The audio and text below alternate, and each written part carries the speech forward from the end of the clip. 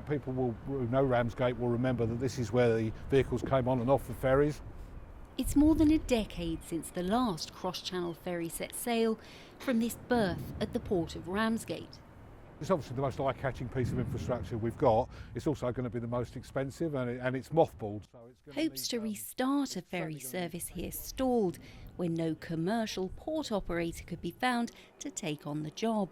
Despite some interest and Thanet District Council offering £4.5 million of levelling up funds to get the infrastructure up to scratch. Now the council is calling on the government to step in and top up the funds.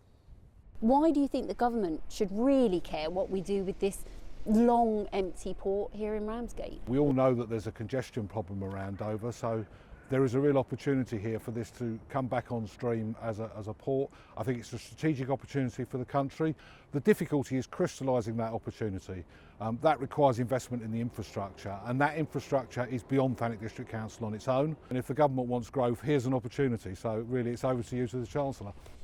With the recent failure to find a port operator, there are those that say it is time to accept that cross-channel services may never be coming back to Ramsgate, and it's time to come up with an alternative plan for this space with its incredible potential for the town.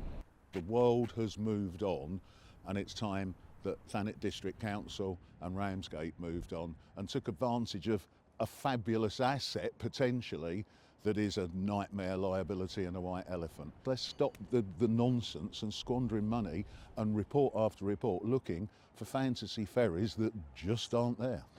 One architect has drafted an alternative, not just with hotels and housing, he says, but with renewable industry at its heart. A lot of people will look at some of the plans that you've started and they will be excited and think, I would like to go there, maybe live there. But some people feel that the coastal towns in Kent are being gentrified, that it pushes them out. Do you acknowledge that as a concern? 100%. It is an issue with other towns at the moment.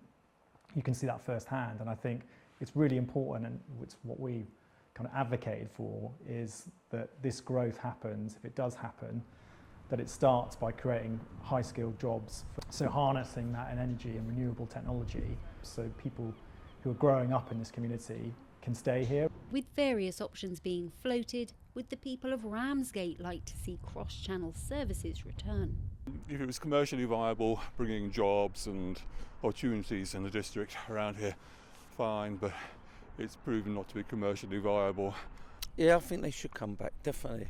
You know, it'd be good for Thanet, more jobs, and obviously Dover has a lot of problems up there, and it's another, another outlet. On one side, I would love to see that happening, but on the other side, I love peace and silence as a local, because obviously it will be a lot of traffic. In the end, if we can't deliver it, if we can't find the funding to make the infrastructure viable for a port operator, then obviously we'll have to look at other things. But it would be a fairly permanent decision. It would be the end of Ramsgate as a cross-channel port. So it's important that we make that clear to the government, and that the government's content with that if that's what's going to happen. We need to make a decision this year, and we will be. A government spokesperson told us in this challenging fiscal environment, difficult decisions have to be made. Sarah Saunders, ITV News, Ramsgate.